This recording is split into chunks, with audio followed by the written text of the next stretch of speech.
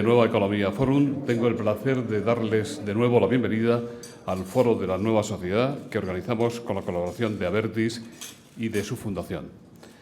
Hoy tenemos el placer de recibir en esta tribuna a doña Belén Barreiro, presidenta del Centro de Investigaciones Sociológicas, CIS, a la que va a presentar don José María Maraval, exministro de Educación y Ciencia y catedrático de Sociología. La tribuna es suya.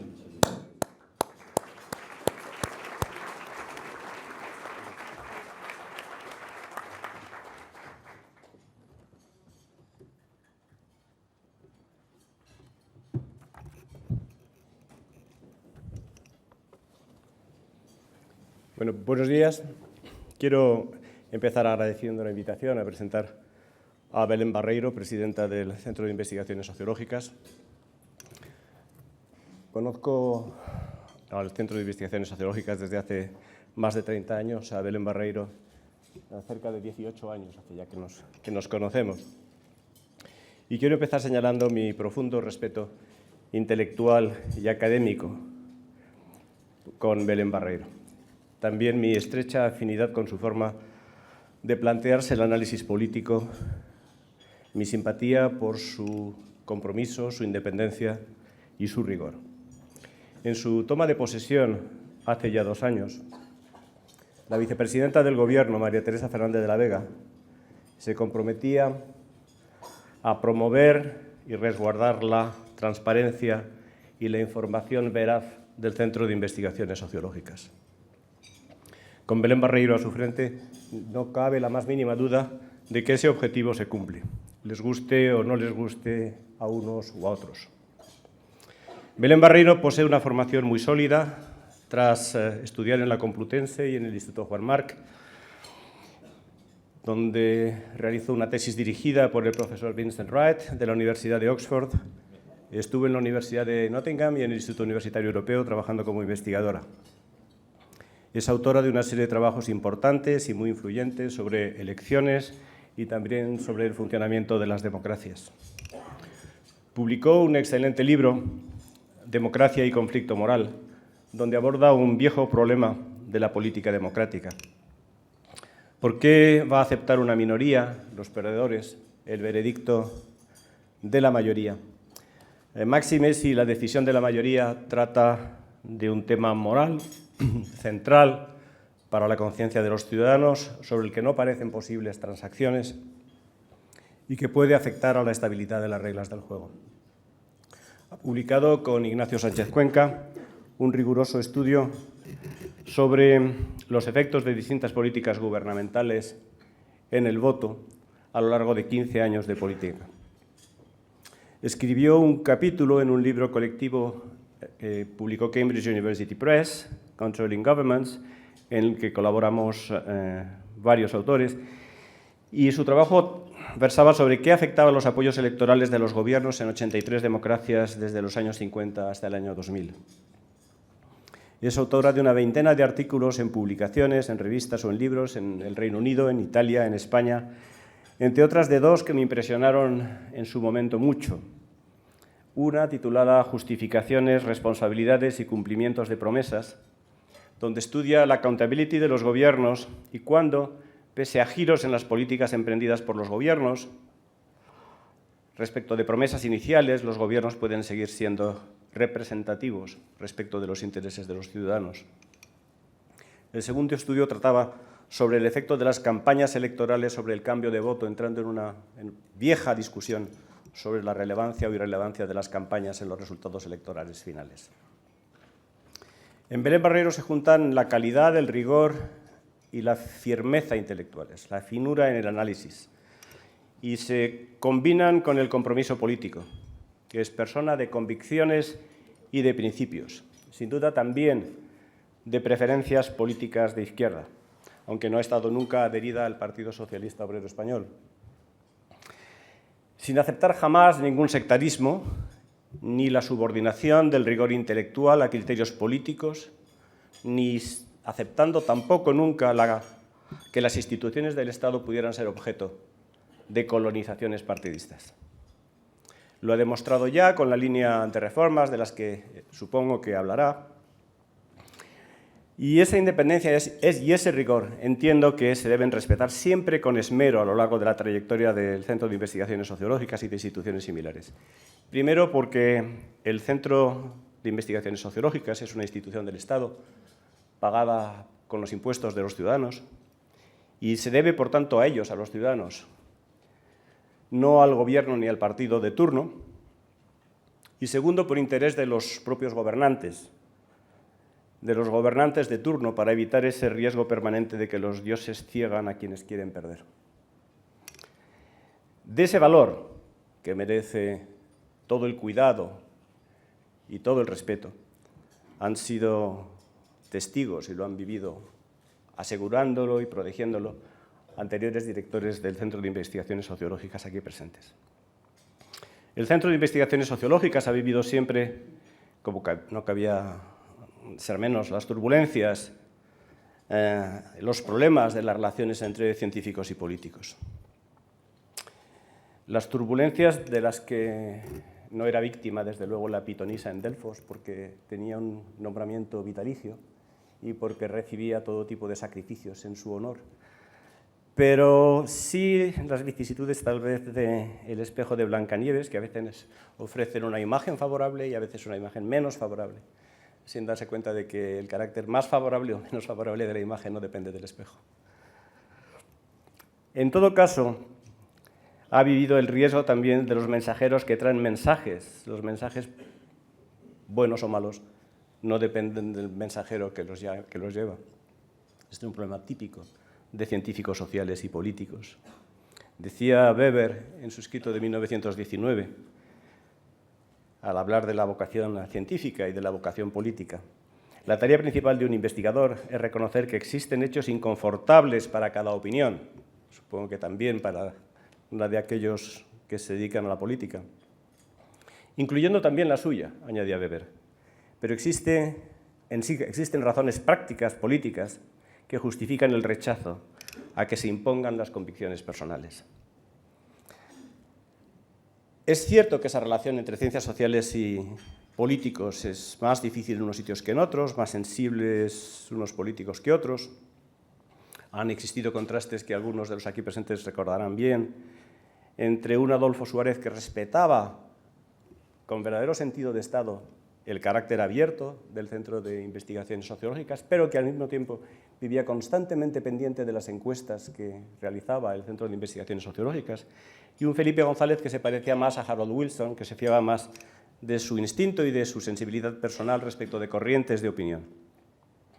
Es decir, que tanto Harold Wilson como Felipe González ganaron 4 elecciones, lo cual tal vez introduce una cierta interrogante sobre las ciencias sociales y las encuestas. Un día, Belén Barreiro y yo escuchamos una recomendación de un grandísimo científico social, al hablar de qué es lo que debía orientar la investigación, la tarea de los científicos sociales. Dijo 3 palabras: truth, beauty and good. Y para que efectivamente la tarea del investigador respete la verdad, atienda a la belleza de la explicación y permita promover causas justas, causas buenas, es necesario que las causas justas y buenas lo sigan siendo porque respeten siempre la verdad que puedan aportar las ciencias sociales. El Centro de Investigaciones Sociológicas es sin duda un lugar apasionante, además de turbulento. Lo ha sido y lo han vivido así anteriores directores aquí presentes, que hicieron del Centro de Investigaciones Sociológicas un lugar excelente. Creo que Belén Barreiro es una presidenta particularmente capacitada para analizar la política bajo el microscopio, además de su competencia, por su independencia y por el máximo respeto a los ciudadanos y al Estado, por encima de partidismos. Es una suerte para el CIS tenerla de presidenta. Muchas gracias.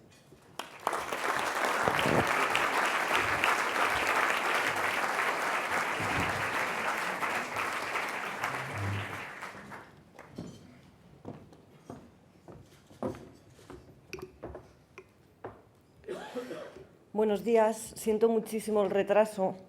Reconozco que el retraso se ha producido porque no me fiaba de José María Maravat, al que conozco desde hace 20 años y siempre llega tarde.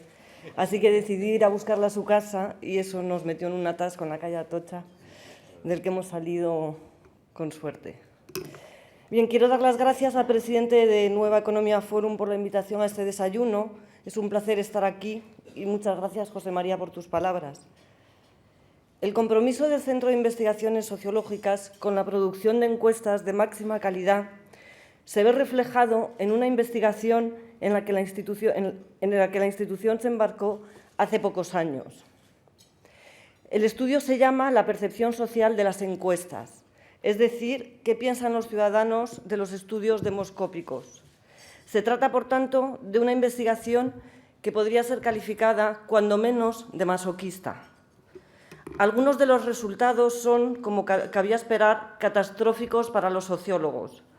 Lo es, por ejemplo, el hecho de que un 58% diga que no confía en las encuestas. El estudio también contiene elementos esperanzadores para los que nos dedicamos a este oficio. El 85% cree que los entrevistados responden con sinceridad, aunque también se reconoce que se es menos sincero cuando se habla de sexo o de política. En conjunto, y pese a las sospechas que despiertan, las encuestas logran el aprobado en cuanto a su utilidad. Eso sí, un aprobado raspado.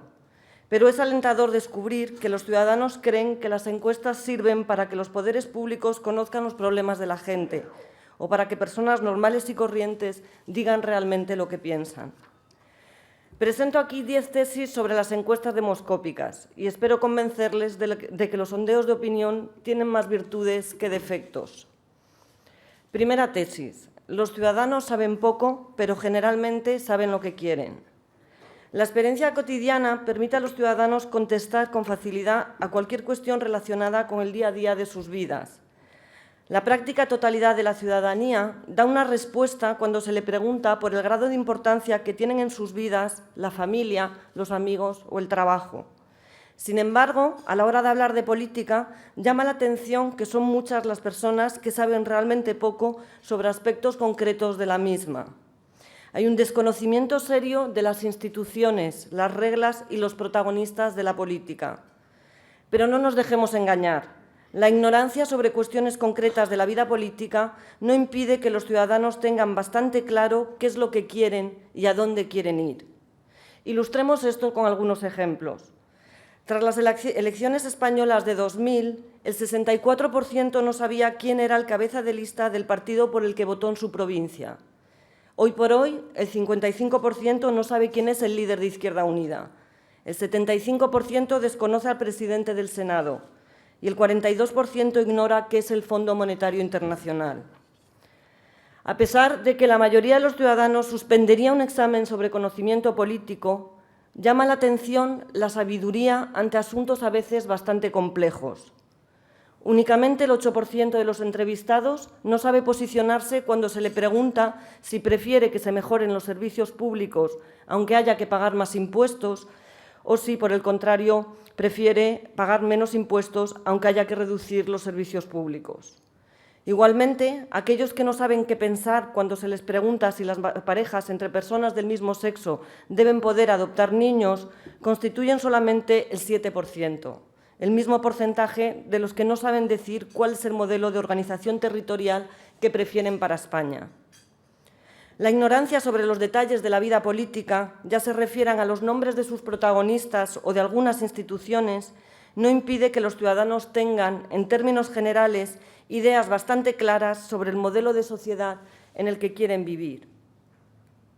Segunda tesis. La ignorancia de muchos no invalida la sabiduría del conjunto. Las encuestas muestran que en ocasiones son bastante los ciudadanos que dan respuestas erróneas. Por ejemplo, en la encuesta postelectoral de 2008 del CIS se preguntaba a la muestra de españoles por el año de aprobación de la Constitución. La mitad de los más de 6.000 entrevistados no respondieron. De la otra mitad, 15 personas respondieron que la aprobación fue en 1812. Otro dijo que antes de 1776. Un 25% de quienes respondieron sitúan la fecha antes de 1978. Hay gente también que lo sitúa después. 33 personas dijeron que el año correcto era 1982 y una llegó a decir que 2004. Mucha gente desconfía de la opinión pública por este tipo de anomalías, pero lo que hay que recordar es que lo que importa no son las desviaciones llamativas, sino los puntos centrales que resultan de agregar todas las opiniones. Resulta así que la mediana y la moda de esta variable coinciden con el valor verdadero, 1978. La media, que es muy sensible a los valores extremos, queda algo por debajo, en 1976,5. Por tanto, aunque haya muchos españoles con escasos conocimientos, al final, cuando se agregan todas las opiniones y se resumen en un estadístico, la respuesta suele ser la correcta. El milagro de la opinión pública, tal y como se mide en las encuestas, consiste en que, a pesar de todos los errores individuales, la opinión global, agregada, tiende a ser razonable. El mecanismo que hace posible este resultado tan asombroso es la cancelación de los errores. Mientras los errores de juicio se distribuyan con normalidad a ambos lados del parámetro verdadero, los estadísticos centrales que se calculan en la encuesta reflejan bien la realidad. Tercera tesis. Los ciudadanos no son caprichosos, son las circunstancias cambiantes las que les provocan cambios de humor. La opinión pública, como opinión agregada, es a lo largo del tiempo estable y coherente. Por supuesto, a corto plazo la opinión pública se mueve, pero a medio y largo plazo las tendencias generales no son volátiles ni caprichosas. La estabilidad de las opiniones ciudadanas constituye una prueba de sensatez de la opinión pública vista como un todo. De hecho, los cambios en la opinión pública, especialmente si son más bruscos, se suelen producir cuando tienen lugar nuevos acontecimientos o cuando los ciudadanos consiguen nueva información que les hace revisar sus opiniones pasadas. Para ilustrar cómo los ciudadanos ajustan sus opiniones a los propios cambios políticos y sociales, valga como ejemplo la percepción sobre los principales problemas de España. Es bien sabido que los barómetros del CIS preguntan todos los meses por los 3 problemas más importantes que existen en nuestro país. Hay quien ve con cierto escepticismo esta pregunta, que se realiza desde hace más de 30 años. A veces podría dar la impresión de que los entrevistados se han aprendido la respuesta y que, como autómatas, señalan el paro o el terrorismo como asuntos más acuciantes. Sin embargo, la distribución de respuestas de esta pregunta es extraordinariamente llamativa. La mención al paro como principal problema de España recogida por el CIS evoluciona a la par que la tasa de paro real reflejadas en las estadísticas del INE. La correlación entre ambas variables de 0,9 sobre 1 es casi perfecta. En este mismo sentido, el terrorismo, que tradicionalmente ha constituido uno de los problemas que más ha preocupado a los españoles, alcanzando menciones del 80% al finales del año 2000, se sitúa ahora en cifras históricamente bajas. Hoy por hoy, coincidiendo con el periodo de menor actividad terrorista de la etapa democrática, la mención al terrorismo es del 9%, el valor más bajo en 16 años. Cuarta tesis. Las respuestas incorrectas a veces nos informan del estado de ánimo de la ciudadanía. El público no siempre es infalible. En ocasiones, los ciudadanos fallan en sus percepciones, por razones que en cada caso conviene explicar. Los estudios sobre inmigración realizados por el CIS ponen de manifiesto que los españoles perciben que en nuestro país viven más inmigrantes de los que realmente lo hacen. En concreto, los encuestados creen que hay más del doble de extranjeros de los que en realidad hay. Esta desviación entre percepción y realidad en el ámbito de la inmigración es sistemática en todas las encuestas de los últimos años. En este caso, son los ciudadanos los que se equivocan. El reto para el científico social es tratar de explicar este error de percepción. Algunos sociólogos señalan que se debe al rápido e intenso crecimiento que ha tenido la inmigración en España, que al multiplicarse por 7 en tan solo 10 años habría desencadenado la competición por los recursos públicos, siempre limitados. Igualmente, el desajuste entre percepción y realidad podría estar manifestando el temor de los ciudadanos, especialmente de la clase trabajadora, ante la entrada de inmigrantes en el mercado laboral. Los ciudadanos también fallan en la percepción que tienen de la economía y, de nuevo, esos errores constituyen en sí mismos una fuente de información, en este caso quizás sobre cómo se ha articulado el debate público sobre la crisis económica. En un reciente Eurobarómetro se pregunta a los europeos cuál fue el crecimiento del Producto Interior Bruto en su país el año anterior. Puesto que las entrevistas se realizaron a finales de verano de 2009, se está haciendo referencia al estado de las economías europeas en 2008. Entre los que contestan a la pregunta, que son solo la mitad, el 95% ofrece respuestas incorrectas. Lo interesante no es ver cuántos se equivocan, sino en qué dirección lo hacen. En general, los ciudadanos creen que la economía de sus países creció más de lo que realmente lo hizo. El optimismo, por tanto, es la actitud más extendida en Europa. Unos pocos países, sin embargo, no siguen esta pauta de autoconfianza. Es muy llamativo que entre ellos se encuentre España, que de hecho encabeza, junto con Rumanía, Bulgaria y Eslovaquia, el grupo de los más pesimistas, es decir, aquellos en los que más se infraestima el crecimiento del PIB. El pesimismo español revela quizás la ausencia de consenso político en torno a la crisis y nos informa, en todo caso, sobre cuál fue el discurso dominante en los comienzos del deterioro económico. Quinta tesis. Las mentiras o la ocultación de la verdad son en sí mismas señales. Los informes de la unidad de campo del CIS ponen de manifiesto que el voto a los partidos es sistemáticamente la pregunta que más incomoda a los entrevistados, superada únicamente por la revelación de su número de teléfono y de sus ingresos. Cuando los ciudadanos contestan que votaron en las últimas elecciones, algunos mienten y otros ocultan la verdad. Este fenómeno no es exclusivo ni de las encuestas del CIS, ni de este periodo, ni tampoco de nuestra democracia. Las encuestas políticas, en cuanto a intención de voto se refiere, reflejan dos tipos de sesgos. Por un lado, un sesgo favorable a los partidos en el Gobierno, que suelen obtener porcentajes de voto más altos en las encuestas que en las urnas. Curiosamente, este sesgo tiende a desaparecer al final de los mandatos. Cuando los partidos en el Gobierno sufren desgaste, los ciudadanos recuerdan en menor medida haberles votado. Por otro lado, dependiendo del país y de las circunstancias históricas, existen sesgos diferenciales favorables o desfavorables a partidos concretos. Los ciudadanos declaran votar en mayor medida a los partidos progresistas que a los partidos conservadores. En la encuesta social europea de 2008 se observa que el PSOE obtiene casi 7 puntos más entre los que declaran que fueron a votar que entre los que realmente lo hicieron. El Partido Socialista francés, así como el portugués, logran 9 puntos más. El Partido Laborista británico, 7. El Partido Socialista checo, 5. El Partido Socialista suizo, 3. El Partido Socialista holandés, algo más de 1 punto, al igual que los socialdemócratas daneses, finlandeses y suecos. Por el contrario, los partidos conservadores logran menos apoyo en las encuestas que en la realidad. Así ocurre en España, en Francia, en Grecia, en Portugal y en Suiza. ¿Cómo cabe interpretar la ocultación de voto? ¿Qué nos están diciendo los ciudadanos cuando no nos dicen la verdad?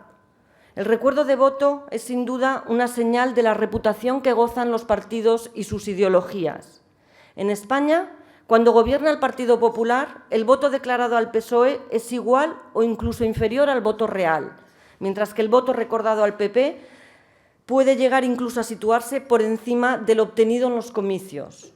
En términos generales, los ciudadanos tienen menos reparo en declarar el voto a la izquierda que a la derecha, pero sobre todo es la fortaleza de los partidos en cada momento histórico lo que realmente conduce a que el voto pasado aflore.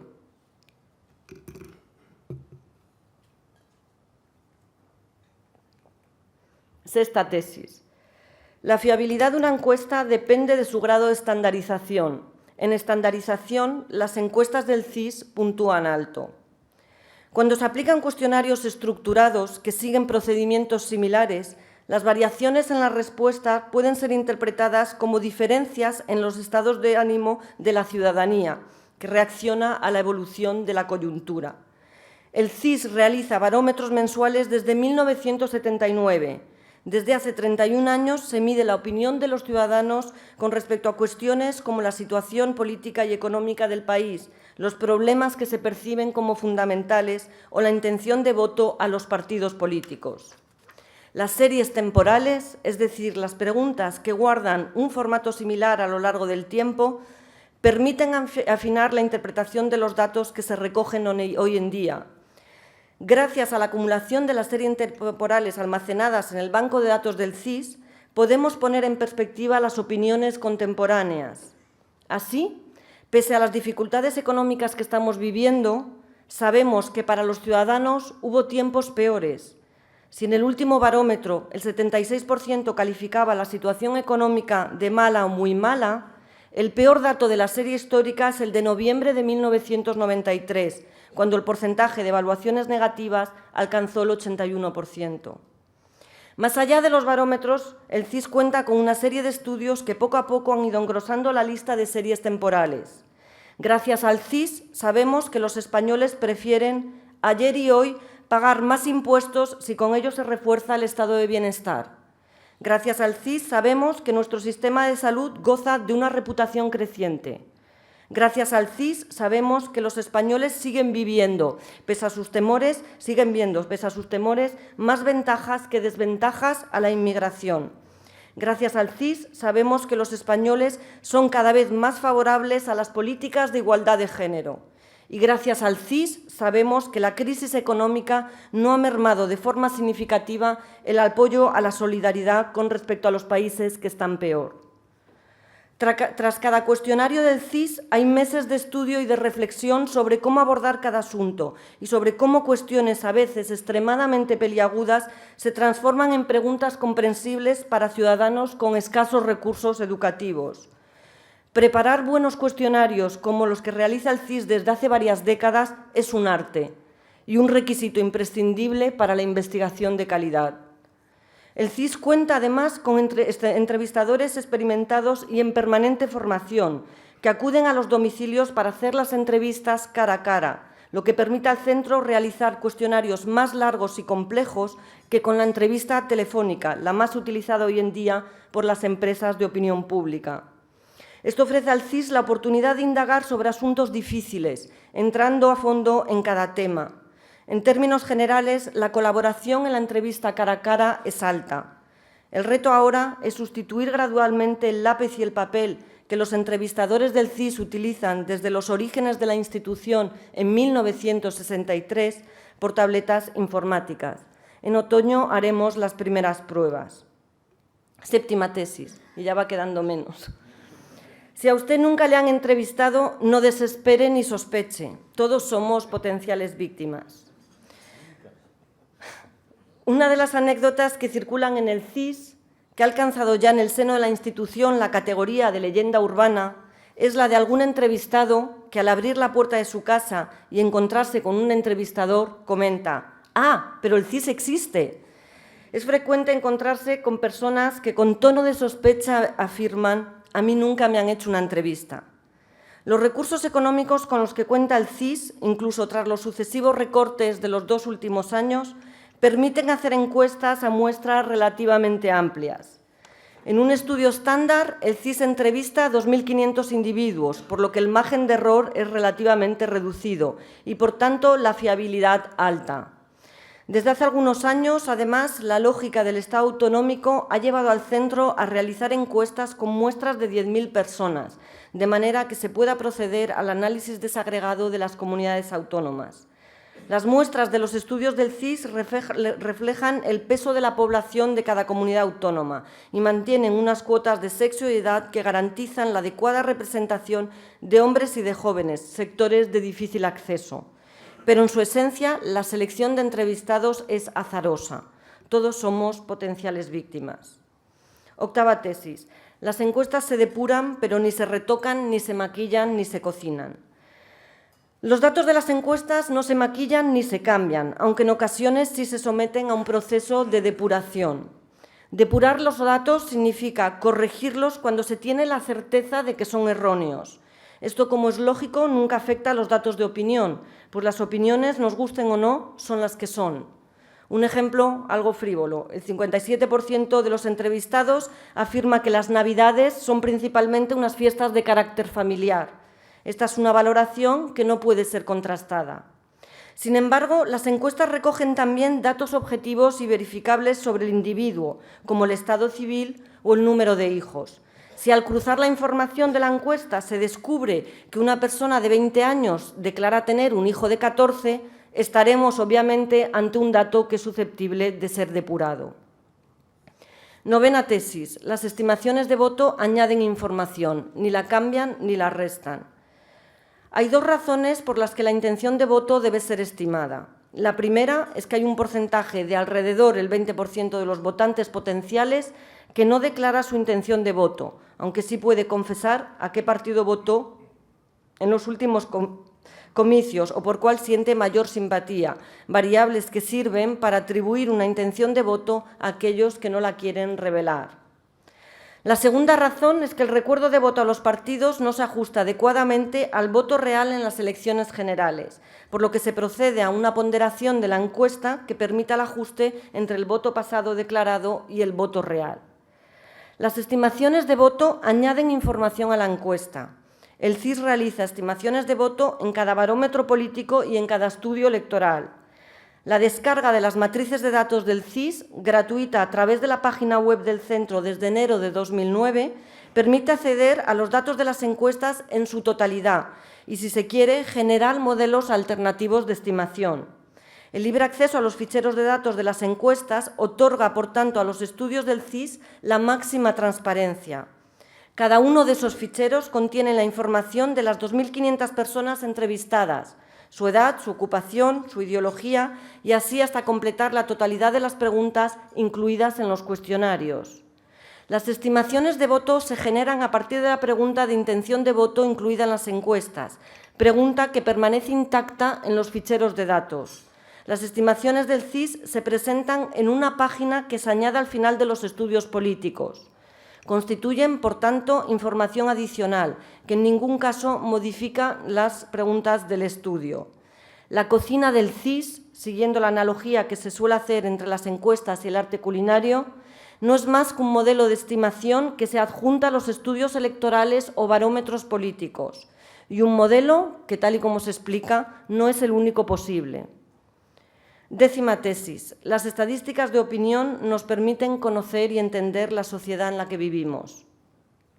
El objetivo último de la realización de encuestas es el estudio científico de la sociedad. El análisis en profundidad de las encuestas permite descubrir fenómenos imperceptibles a primera vista. He aquí un ejemplo sencillo. Entre las mujeres, el voto al PSOE es solo ligeramente más alto que el voto al PP. Sin embargo, si se procede a un análisis exhaustivo que tenga en consideración el grado de religiosidad, se observa que, descontando el efecto de la religión más practicada por mujeres que por hombres, el voto al Partido Socialista entre las mujeres es significativamente mayor. La colección Opiniones y Actitudes, que se publicará próximamente en formato electrónico, al que se podrá acceder gratuitamente a través de la página web del CIS, incluirá entre los próximos números un estudio sobre la valoración de los ministros en la historia de la democracia. En este trabajo se pone de manifiesto que aquellos que tienen notas más altas son los más conocidos, que hay unos ministerios sistemáticamente mejor valorados que otros, como son Interior, Economía, Exteriores, Defensa o Presidencia, que la valoración de los responsables de algunos ministerios, como el de Industria, de Trabajo o Economía, depende de la coyuntura económica y política, o que, salvo los ministros de Interior, las notas medias de los demás miembros del Gobierno se correlacionan con las notas medias de los presidentes. Los más de 1.800 sondeos demoscópicos que acumula el CIS en su banco de datos tienen como fin la investigación científica, que la institución promociona mediante la producción editorial, que incluye la Revista Española de Investigaciones Sociológicas y 8 colecciones de libros. El elemento común a toda la producción editorial no es otra que la selección de los mejores trabajos. En suma, las 10 tesis principales sobre las encuestas demoscópicas serían las siguientes. Los ciudadanos saben poco, pero generalmente saben lo que quieren. La ignorancia de muchos no invalida la sabiduría del conjunto. Los ciudadanos no son caprichosos, son las circunstancias cambiantes las que le provocan cambios de humor. Las respuestas incorrectas a veces nos informan del estado de ánimo de la ciudadanía. Las mentiras o la ocultación de la verdad son en sí mismas señales. La fiabilidad de una encuesta depende de su grado de estandarización. En estandarización, las encuestas del CIS puntúan alto. Si a usted nunca le han entrevistado, no desespere ni sospeche. Todos somos potenciales víctimas. Las encuestas se depuran, pero ni se retocan, ni se maquillan, ni se cocinan. Las estimaciones de voto añaden información, ni la cambian ni la restan. Y, finalmente, las estadísticas de opinión pública nos permiten conocer y entender la sociedad en la que vivimos. Muchas gracias.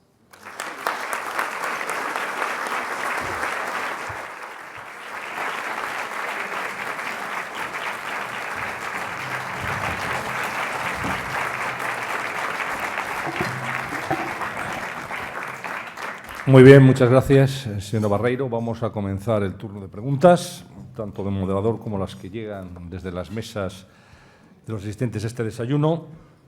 En primer lugar, ya que hablaba en el punto 9 de la cocina del CIS, ¿cuántas estrellas tiene la cocina del CIS?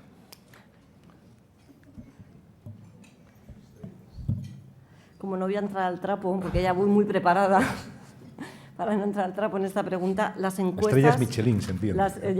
Las encuestas tienen la máxima puntuación desde mi punto de vista. Yo creo que en España solo hay una encuesta, y lo primero que voy a decir son de la máxima calidad, porque el CIS cuenta con medios que no cuentan otras instituciones. Por tanto, el mérito es en parte tiene que ver con los recursos y en parte también con los equipos que se han ido construyendo en el CIS. El CIS, yo creo que las encuestas que produce son de la máxima calidad. No es el único instituto que produce encuestas de máxima calidad. Una encuesta de máxima calidad que, de hecho, estamos ahora procediendo a su adopción, por decirlo de algún modo, es decir, una encuesta que tenemos intención que de aquí a un par de años realice el CIS, es la encuesta social europea, la parte correspondiente a España, y esa sí que también es una encuesta de máxima calidad.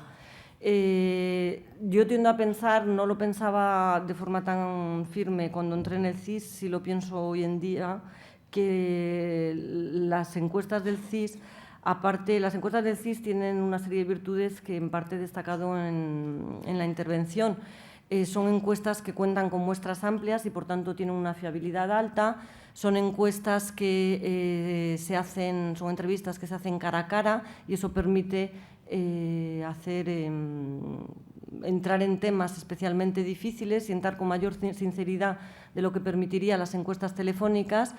Y son encuestas, como he destacado, que se realizan con cuestionarios tras los cuales hay una reflexión enorme y profunda por parte de técnicos del CIS y también académicos que ayudan al CIS a realizar este tipo de encuestas. Cada mes todos los informativos de radio y televisión, todos los periódicos recogen los barómetros del CIS. Cada lunes nos desayunamos con encuestas que realizan los medios de comunicación. Le pregunto a la experta, ¿cuál es el verdadero valor de las encuestas que se publican ahora, encuestas de carácter electoral? Yo creo que lo que tiene valor ahora mismo no es tanto la intención de voto que figura en las encuestas, que por supuesto hay que analizarla, hay que tomársela en serio y hay que ver sobre todo cómo evoluciona el voto a los partidos políticos en los distintos grupos sociales. Pero creo que en una encuesta tiene valor otros indicadores a los que con cierta frecuencia no se les presta suficiente atención. Es importante en una encuesta mirar la valoración que tienen los líderes políticos, es importante mirar la valoración de los equipos, es importante mirar la percepción que tienen los ciudadanos con respecto a si hay o no mejores alternativas, es importante mirar en términos genéricos cómo se sienten los ciudadanos. Por tanto, la intención de voto, que es generalmente lo que se destaca en los medios de comunicación, nos ofrece una información, pero es una información que no conviene quedarse ahí, hay que ir detrás de hay que ir a buscar qué es lo que está detrás de las caídas o los aumentos de voto a los partidos, qué grupos son los que están apoyando o dejando de apoyar en mayor medida a los distintos partidos y, sobre todo, hay que mirar otros indicadores. Como profesional de la demoscopia, ¿cree, señora Barreiro, que hay encuestas dirigidas en algunos medios de comunicación? Que si hay encuestas dirigidas. Dirigidas. ¿Dirigidas a qué se refiere? A que salga un resultado concreto, una tendencia Hombre, a concreta. ver, yo tiendo a pensar que todos los profesionales en este sector son lo que son profesionales. Las encuestas de opinión sí que conviene mirar siempre que se lea una encuesta la ficha técnica que se adjunta, que es una obligación de todos los institutos de opinión, explicar en una ficha técnica cómo se ha realizado el trabajo de campo, y la ficha técnica de los estudios nos ofrece precisamente la información sobre la fiabilidad de la encuesta. No es lo mismo una encuesta como la que realiza el CIS de 2.500 individuos que una encuesta a 500 personas, que no significa que sea peor encuesta, significa que el grado de fiabilidad obviamente es menor. De nuevo, no es una crítica a los institutos de opinión, el CIS cuenta con medios que no cuentan otros institutos, pero sí es conveniente mirar las fichas técnicas. Y luego es conveniente, que eso bueno, es bastante obvio, no hace falta saber mucho de encuestas para darse cuenta que hay preguntas que están formuladas con más objetividad y preguntas que están formuladas con menos objetividad. Y yo creo que lo suyo y lo serio es formular las preguntas con la máxima objetividad, tratar de no cambiar las preguntas o de un barómetro a otro en el caso del CIS o de una encuesta a otra en el caso de los institutos privados, y que siempre la forma de medir sea la misma para coger la temperatura de la ciudadanía de la misma manera. ¿Porque una pregunta puede inducir una respuesta determinada? Sí, eso por supuesto que sí. ¿Recibe o ha recibido presiones la presidenta del CIS? ¿Presiones? Sí. ¿Por parte de quién? No, eso nos lo tiene que contestar usted. Por parte de mi hija, que está desesperada. No. Presiones, a ver, la presidencia del CIS tiene sus dificultades, como bien ha señalado José María, como sabe Joaquín Arango, que le tengo ahí enfrente.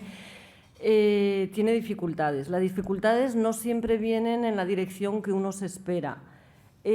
Por ejemplo, yo he descubierto, estando en el CIS, que las instituciones que son independientes, que son autónomas como el CIS, pueden entrar en un juego perverso, porque cuando uno está en una institución como el CIS y, por poner un ejemplo concreto, y sale con un barómetro político, como pasó en el mes de abril, realizado con una estimación de voto que en este momento no cumple las expectativas de un partido político, en este caso concreto el principal partido de la oposición, y la metodología ha sido exactamente la misma que 3 meses antes, en el mes de enero, con el mismo modelo de estimación, y sabemos pues, que en enero el Partido Popular quedó satisfecho, ¿no?, por decirlo de algún modo, con los resultados que daba el CIS. Cuando esto sucede, cuando las expectativas de los partidos no se cumplen y el CIS, por decirlo de algún modo, les defrauda,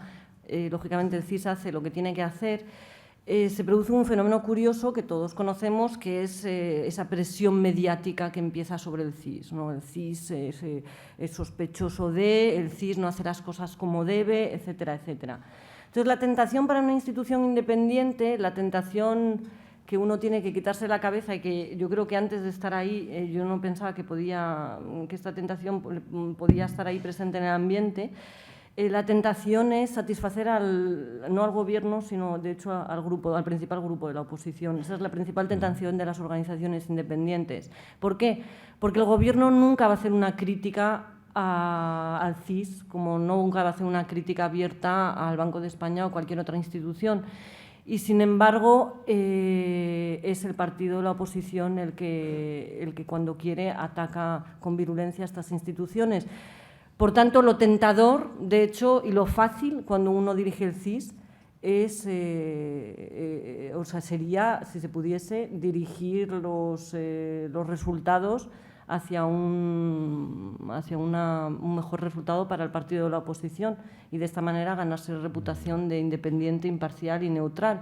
Obviamente esto no sería responsable, aparte de que el CIS, si uno lo conoce por dentro, es una institución en la que las estimaciones están descentralizadas. Tampoco voy a entrar en detalles porque si la persona que nos ayuda en esta tarea está por aquí, yo creo que no me lo perdona, pero la estimación del CIS, lógicamente, no se hace en la presidencia del CIS. Entonces, bueno, el CIS sigue sus pautas, sigue sus reglas, pero, insisto, lo tentador y lo fácil es ir en contra del Gobierno cuando uno dirige una institución independiente. Eso es lo fácil. En líneas generales, ¿podría decirse o no que la sociedad española se ha derechizado, que se ha vuelto más conservadora? ¿La sociedad? Sí. No. La sociedad española, y eso es asombroso cuando se mide pues, por ejemplo, con la escala ideológica de 1 a 10 del CIS, que tiene la gracia que se realiza desde el principio, desde los años 70, Lo que se observa en esta media ideológica de los españoles es una escala en la que 1 es extrema izquierda y 10 es extrema derecha. Lo que se observa es que la media ideológica de los españoles permanece aproximadamente en el 4,7, 4,8, de manera prácticamente estable siempre, ¿no? En 30 años de democracia, con una pequeña variación que se produce cuando el PP gana con mayoría absoluta las elecciones generales, y la media ideológica llega a desplazarse, creo que en un par de barómetros o 3, no más, al 5. Teniendo en cuenta que el 5 es una posición de centro-izquierda. Los españoles son de centro-izquierda, no solamente por lo que refleja la escala ideológica, sino que si uno se coge los estudios que hay en el CIS de opinión pública y política fiscal, actitudes hacia cuestiones morales como el matrimonio homosexual, el aborto, la eutanasia, o cualquier otro asunto que defina lo que son las ideologías de los individuos, los españoles son de centro-izquierda. Y es más, es muy llamativo que en España, en asuntos que respectan a la fiscalidad y el apoyo al estado de bienestar, yo siempre lo digo como exagerando como broma, pero es cierto, lo muestran los datos. La derecha en España también es socialdemócrata, es decir, los ciudadanos de derechas en España apoyan el estado de bienestar y son muy partidarios de las políticas sociales. Hay cosas en las que no hemos cambiado, como nos señala, ¿y en qué hemos cambiado más como país en estos años, analizando los históricos del CIS? ¿En qué hemos cambiado más? En general hemos cambiado poco en cuanto a esta visión global de país de centro-izquierda. Hemos cambiado, por ejemplo, en las actitudes hacia la igualdad de género, porque los ciudadanos sí que son sensibles a las políticas públicas que realizan los gobiernos. Es decir, hace 20 años no era un asunto que formase parte del debate político la igualdad entre hombres y mujeres. Hoy sí que lo es, y además hay políticas explícitas de conciliación. Estas políticas explícitas de conciliación sí que ha producido menos machismo en la ciudadanía y sí que ha producido un movimiento entre los ciudadanos de tomar conciencia de este problema y situarse en posiciones más favorables a la igualdad. ¿Y qué márgenes de error tienen las encuestas del CIS? Las que siguen una muestra de 2.500, que es el caso de los barómetros, y yo creo que la mayor parte de los estudios tienen un margen de error del 2%. Luego, si nos vamos a encuestas de 10.000, con muestras de 10.000, que son el caso de los estudios que pueden desagregarse por comunidades autónomas, que es muy interesante, pero precisamente por la evolución del Estado autonómico, esas se reduce su margen de error, pues yo creo que al 1%. Bien, Juanma Romero, del Diario Público, le hace una pregunta con 3 apartados. Dice, con los últimos datos del CIS, ¿se puede afirmar que estamos ante un cambio de ciclo político, una nueva mayoría del Partido Popular? La desconfianza hacia Rajoy es insólita y evidencia carencias. Y dice, ¿el descontento de las bases socialistas por las medidas del Gobierno es irreparable?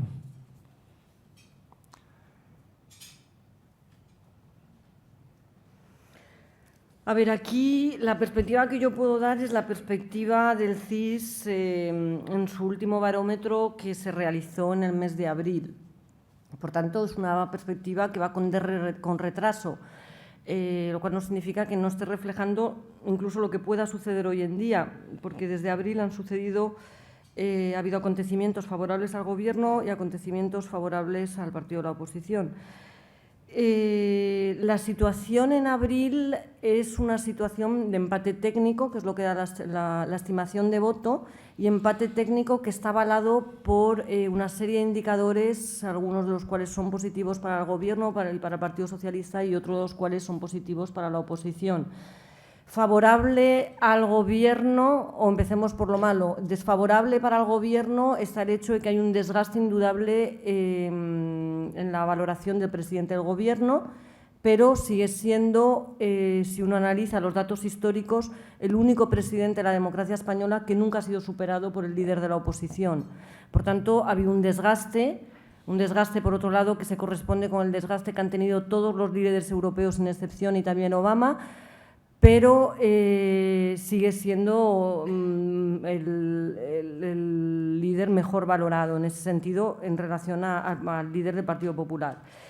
Igualmente es desfavorable para el Gobierno el hecho de que, obvio, que ha sufrido un desgaste también en estos 2 años, pero de nuevo el Gobierno tiene una valoración que se sitúa por encima de la valoración de la oposición. Y de nuevo el Gobierno, este es el único Gobierno de la historia de la democracia que nunca ha sido superado por la oposición. Por tanto, ¿cuál es la situación en términos globales para el Gobierno y el Partido Socialista? Que ha habido desgaste, que la situación sin duda es extraordinariamente difícil, que los ciudadanos están enormemente preocupados por la economía, pero que no se está configurando hoy por hoy una alternativa de gobierno, no lo digo yo, lo dicen los datos. El día que el líder del partido de la oposición y la valoración de la oposición sea mejor que la del Gobierno, estaremos situándonos ante un escenario distinto. Y luego hay otras preguntas que se pueden ver en el barómetro de abril, que está en la página web del CIS, que a mí siempre me parecen enormemente significativas, que es la pregunta de qué es la comparación de equipos, qué partido pues está más unido, qué partido representa mejor los intereses de los españoles, etcétera, etcétera. Y en estas dimensiones, prácticamente en todas, gana el Partido Socialista, con la única excepción de qué partido está más preparado, en la que los 2 partidos, si recuerdo bien, empatan. Y luego hay otro indicador significativo y que es yo creo que un gran predictor de las elecciones generales, que es la pregunta de, hay 2 preguntas que se hacen: ¿qué partido cree usted que va a ganar las elecciones y qué partido desearía que las ganase? Entonces, en España se ha producido, la opinión pública está completamente convencida, en parte yo creo también por esta opinión publicada en los medios, la opinión pública está completamente convencida de que el PP va a ganar las próximas elecciones generales, y así lo refleja la encuesta del CIS, el barómetro de abril. Hay una mayoría que cree que el PP va a ganar las elecciones de 2012, que por otro lado es lo que permanentemente se está insistiendo en los medios. Pero yo siempre insisto en que lo importante no es qué partido uno cree que va a ganar, sino el que desea que realmente gane, porque eso es lo que mueve y lo que moviliza a los ciudadanos el día que van a las urnas. Y hoy por hoy el partido que los ciudadanos desean que gane sigue siendo el Partido Socialista. Insisto, esos indicadores pueden darse la vuelta. Yo hablo del escenario con el que me encuentro en la encuesta de abril. Bueno, desde Intereconomía Televisión nos llega una pregunta, de alguna forma contestado ya aparte de la misma. Dice, ¿qué interpretación hace de la evolución de las encuestas respecto de la gestión del presidente del Gobierno? Y una segunda parte dice, ¿qué factores pueden incidir en una posible recuperación de su popularidad? Bien, la recuperación de la popularidad del presidente del Gobierno como del propio Gobierno obviamente está muy ligada a la crisis económica. Esto parece obvio, no tiene por qué serlo necesariamente. Puede haber habido crisis económicas en otros periodos de la democracia en las que los problemas fundamentales para los españoles no era solamente la crisis económica. Ahora se produce, y se ve muy bien en los barómetros del CIS, una concentración bastante extraordinaria y excepcional de las preocupaciones de los españoles en torno al paro y la economía. Son los 2 temas estrella que ahora mismo están en la mente de los españoles. E insisto, no en todas las crisis económicas se ha producido este fenómeno. En otras crisis económicas los ciudadanos han seguido preocupados por la seguridad ciudadana y por el terrorismo. Es verdad que esta concentración en la economía de las preocupaciones coincide con mejores resultados objetivos en políticas como la política antiterrorista, la política de seguridad ciudadana o la política de vivienda. El hecho es que los ciudadanos, como ajustan sus preferencias al balance objetivo que se hace de los gobiernos, y estas políticas han ido mejor en los últimos años, pues el caso es que las preocupaciones se concentran en el paro y en la economía. Dicho esto, la influencia de la economía en el voto que existe, y eso lo demuestran todos los estudios de ciencia política y sociología política, es la evolución de la economía y la valoración que se hace de la economía incide en el voto de los ciudadanos y es un factor fundamental de desgaste o de refuerzo de los gobiernos. Pero dicho esto, España históricamente se ha salido de esta pauta general. Tenemos ejemplos en el año 1993, con crisis económica, el PSOE vuelve a ganar sus últimas elecciones generales de ese periodo. Y en el año 2004, José María Aznar, en un periodo de bonanza, se va a la oposición. Por tanto, España, y hay más ejemplos, España no es un buen ejemplo de país donde funcione el voto económico. Es decir, los ciudadanos han votado a partidos en los gobiernos cuando ha habido crisis económica y han mandado a partidos a la oposición cuando ha habido bonanza económica. ¿Por qué esto puede suceder? Pues porque hay otros factores muy estudiados en ciencia política y sociología que influyen en el razonamiento de los votantes. En primer lugar, influye la ideología que tienen los ciudadanos. La mayor parte de los ciudadanos votan en función de su ideología y no atienden a cuáles son las coyunturas. Por otro lado, en economía se sabe que los ciudadanos no atribuyen sistemáticamente responsabilidades a los gobiernos.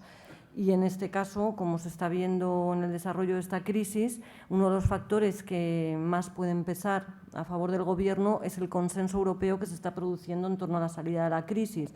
Si los ciudadanos quedan convencidos que solo hay una única salida de la crisis, que esa es la salida que ha adoptado el Gobierno español y es la salida que han adoptado todos los gobiernos europeos, obviamente las críticas o el castigo electoral que pueda haber por las consecuencias de esa salida que están por ver, que ojalá sean positivas para todos, pues serán distintas de lo que serían si los ciudadanos estuviesen convencidos que el Gobierno ha adoptado una salida que no tiene nada que ver con la de otros países y que además está equivocada.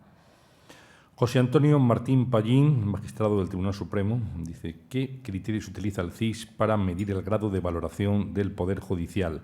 ¿Por qué salimos, dice, tan mal parados en las encuestas? Es verdad que la justicia de las instituciones por las que pregunta el CIS, así como el Ejército sale crecientemente mejor valorado, la monarquía sale peor valorada, pero sigue teniendo una bastante buena valoración. Es verdad que el caso más llamativo es el de la justicia.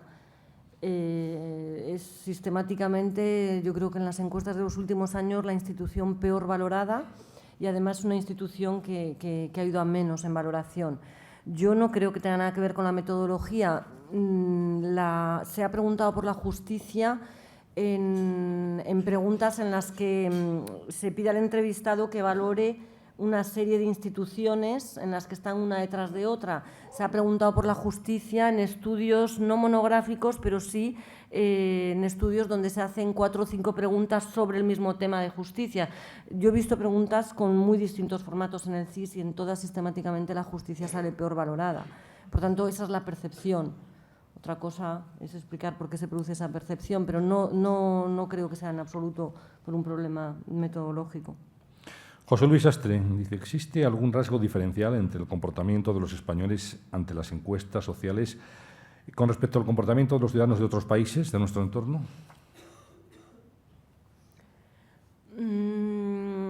¿Somos diferentes en algo en esto?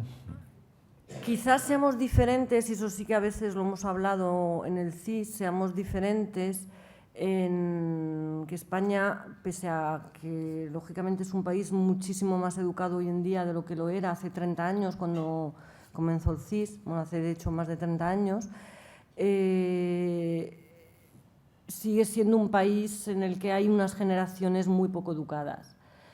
Entonces, a la hora de realizar una encuesta, pues la educación se nota. Pues por poner un ejemplo sencillo, una de las también cotilleos que circulan por el CIS y que me cuentan los entrevistadores o que me cuentan los que trabajan en la unidad de campo con los entrevistadores, es el de un ciudadano de bastante edad que terminó sus estudios pues, con 8 o 9 años y que cuando se le preguntó ¿valora usted al ministro de Interior? Porque además fue el caso concreto del ministro de Interior, el ciudadano dijo: Rubalcaba, este sí me gusta, le voy a dar 3 puntitos en una escala de 0 a 10. Por tanto, el ciudadano estaba convencido que 3 puntitos eran muchos puntitos. El caso es que 3 es un suspenso en toda regla. Y entonces es verdad que se sigue habiendo en España una generación de personas con menos educación en comparación con otros países europeos Y eso, sin duda, bueno, pues afecta a las encuestas. A lo mejor el que valoraba Rubalcaba estaba pensando en los mundiales. Por eso, ¿no? De los 3 puntos. Clemente Hernández, hay 2 preguntas de educación. Clemente Hernández, de AMPE, dice: ¿cuál es la valoración de los ciudadanos sobre nuestro sistema educativo? Reclaman mejorarlo para, a su vez, mejorar la percepción de nuestra realidad económica, política y social. Y José Luis Pazos, de la FAPA Francisco Jiménez de los Ríos, dice: ¿podría señalar el mayor reto pendiente del sistema educativo español desde el punto de vista del CIS? Es decir, según los datos de los que dispone. El CIS dispone de pocos datos sobre educación, pero estamos en ello. Es decir, es bastante llamativo que se preguntó muchísimo en algunos años, en los años 80 y a principios de los 90, y luego es un tema que se ha ido dejando de lado y que ahora estamos retomando. Dicho esto, lo más llamativo desde el punto de vista de la política educativa es que, así como si uno se sitúa a principios de los 80, se encuentra con unas valoraciones sobre la sanidad, sobre el sistema sanitario muy negativas, en cambio muy positivas sobre el sistema educativo, 30 años después lo que se produce es la pauta contraria. Poco a poco el sistema sanitario español ha ido ganando en reputación y el sistema educativo ha ido perdiendo. Esa es la percepción de los ciudadanos. Detrás de esa percepción puede haber muchos fenómenos que tampoco, es decir, que realmente yo creo que hay que estudiar más a fondo antes de empezar a hacer hipótesis que sean mínimamente fiables. A mí me da la impresión que en esta valoración de la educación, primero, hace falta un estudio serio que distinga tipos de educación. No es lo mismo la valoración de la educación primaria que la valoración de la educación universitaria. Pero dicho esto, también es necesario analizar, y se puede hacer a través de un estudio serio dedicado únicamente a la educación, en qué medida el debate político, el debate público sobre la educación, que sistemáticamente, como es lógico, se está fijando en los aspectos que no funcionan, precisamente para que mejoren, eso es lógico, pero en qué medida esto también ha influido en las percepciones que tienen los ciudadanos. Pero ya digo, estamos precisamente en ello. Emilio Mora, de ESI en Madrid, dice: ¿qué habría que hacer para mejorar nuestra confianza en el CIS y en sus encuestas? Yo creo que en el CIS hay muchísima confianza, y la prueba para mí de que existe esa confianza es que entre los dossiers de prensa que recibo a diario, es muy llamativo que la cantidad de noticias, y además de forma creciente, en las que se estudian, en las que se utilizan estudios del CIS para investigaciones serias que realizan los periodistas o que realizan los investigadores y a las que se refieren los periodistas. Yo creo que el CIS está contribuyendo enormemente a que en España se produzca un debate más serio sobre muchos temas basado en datos y no en opiniones vagas y que no tengan fundamento. Luego es verdad que el CIS tiene el problemilla, por decirlo de algún modo, de las estimaciones de voto, e insisto, y en cómo esas estimaciones de voto se ajustan no a las expectativas de los partidos. Pero creo que eso es un problema que no debe invalidar lo que es el conjunto de la actividad del CIS, y creo, de hecho, que no lo invalida, porque si no, nosotros no recibiríamos tantísimas peticiones ni se utilizarían tanto las encuestas de CIS. Es más, a mí la prueba mayor de que el CIS produce encuestas de máxima calidad y que todo el mundo lo sabe es precisamente la importancia que le dan. Pregunta de Gamel A. Karim, catedrático de la Universidad del Cairo. Dice: ¿no cree que los ciudadanos muestran indiferencia a la hora de opinar y votar en las encuestas? ¿Indiferencia? Sí. No. Los ciudadanos, no es por nada, pero yo creo que les gusta, les divierte bastante colaborar. Es cierto que hay ciudadanos que rechazan la colaboración. Por cada entrevista lograda en el CIS ha habido previamente 20 intentos. Por tanto, no es fácil conseguir una entrevista. Muchas veces estos intentos se han producido porque se acude a los domicilios y no hay nadie en el domicilio, no es que haya una mala voluntad, pero otras veces pues, los ciudadanos están ocupados y dicen: no, pues en este momento no puedo colaborar. Ahora, una vez que un ciudadano dice que sí, que quiere hacer la entrevista, la colaboración es máxima. Rosa Cal, de la Universidad Complutense, dice: si el 70% de los ciudadanos pidiesen en un barómetro del CIS reducir los sueldos de los altos cargos de todas las administraciones, ¿se aprobaría un tercer decreto nacional después del de los funcionarios, dice, y el de los obreros? No sé si he entendido muy bien la pregunta. pero la reducción de los sueldos de los altos cargos ya se ha producido en el Gobierno central y, por lo que estoy viendo, prácticamente en todas las comunidades autónomas, ¿no? Entonces, no entiendo muy bien a qué se refiere la pregunta. Pues se queda. O sea, de todas formas, si la pregunta es ¿estarían los ciudadanos a favor de esta medida? La respuesta es que obviamente sí. De hecho, ya se ha publicado, ¿no? Creo que Metroscopia lo incluyó en su barómetro. Muy bien, la última pregunta la plantea Francisco José Álvarez Rodríguez, de la Liga Española Pro Derechos Humanos, es sociólogo. Dice, ¿qué opinan sobre el cambio real de la sociedad española? Habla de la población en España en el año 70 y en el año 2010. Habla del cambio en el tejido social, que es muy diferente en este momento, y dice, 1970, iglesias llenas, mezquitas vacías. 2010, iglesias vacías, mezquitas llenas. Sí, esa es una buena manera de describir lo que ha ocurrido en todos estos años. Ha habido un proceso de secularización de la sociedad española y, al mismo tiempo, ha habido un proceso de entrada de una inmigración con otras religiones. Eso es así y, por tanto, hoy tenemos a unos ciudadanos españoles más alejados de la Iglesia y a una sociedad más plural.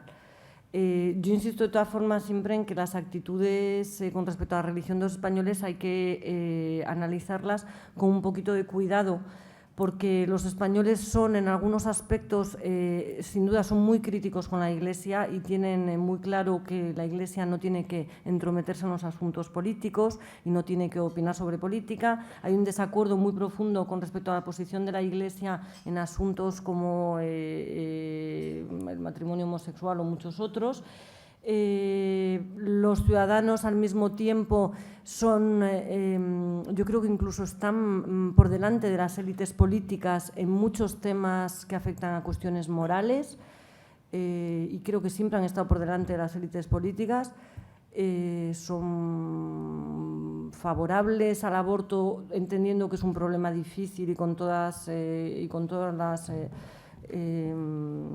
matices que convendría hacer. Pero también los españoles son muy suyos. Es muy llamativo en las encuestas, hay un estudio de religión en el CIS donde se pone de manifiesto los españoles siguen siendo, incluso los que son de centro-izquierda, siguen considerando que bautizar a los niños es importante. Los españoles siguen diciendo en las encuestas que es preferible casarse por la Iglesia que no hacerlo. Ya sea por el peso de la tradición o no necesariamente porque estén mostrando su grado de religiosidad. Pero es verdad que luego en sus conductas privadas los españoles siguen siendo en algunos aspectos bastante tradicionales. Sí, y luego son muy religiosos en cuanto a sus creencias, no en la relación con la Iglesia, pero sí en cuanto a la creencia básica de ¿cree usted en Dios? Es verdad que entre los que dicen que creen en Dios hay muchos que dicen con dudas. Y los que dicen con dudas van creciendo, pero lo dicen que sí. Esta percepción sobre temas que son algo polémicos en la sociedad, ¿es uniforme en toda España o varía según sean medios rurales, medios de grandes ciudades, etcétera? Es mayor en medios rurales que urbanos, sí. ¿Hay diferencia? Sí, en las ciudades ha habido... Bueno, en las ciudades primero hay más mezcla y en las ciudades ha habido más alejamiento, sí. Muy bien, pues llegamos hasta aquí. Le voy a dar la palabra a don Ernesto Mata para que cierre este desayuno en nombre de los patrocinadores del mismo. Sigue cuando quiera. Gracias, Antonio. Pues dar las gracias a Belén Barreiro y sobre todo a José María en el sentido de que cuando la presentó, evidentemente el palmarés académico se ha reflejado en la conferencia, en el contenido, calidad, rigor, y yo diría incluso que brillantez y convencimiento. El tema es extremadamente interesante, lo que has dicho, ¿eh? El decálogo que ha expuesto, todos los puntos son importantes. Yo me quedaría, sin embargo, con el tema de lo que los encuestados saben poco, pero saben lo que quieren. Es un tema bastante significativo que a mí me ha chocado personalmente, ¿no? De reflejar también la importancia que tienen las encuestas, como lo has demostrado durante tu intervención, y sobre todo de la calidad del SID, que sí quiero manifestar que sí tiene calidad. En cuanto a la orientación de política, a pesar de lo que nos dijo José María, de la percepción que pueda tener Felipe González, Harold Wilson, que han ganado elecciones, ¿verdad? Yo creo que es un tema tremendamente orientativo y que yo creo que la formulación de políticas, tanto de los gobiernos, que se fundamenta en esto, creo que es acertado, ¿eh? Por último, yo quisiera también dar las gracias a José Luis por su foro, por haber invitado aquí a hacer participar a la Fundación Abertis, foro que, como siempre digo y siempre que tengo la ocasión, enriquece muchísimo la sociedad civil que tanto necesitamos. Nada más, muchísimas gracias y enhorabuena.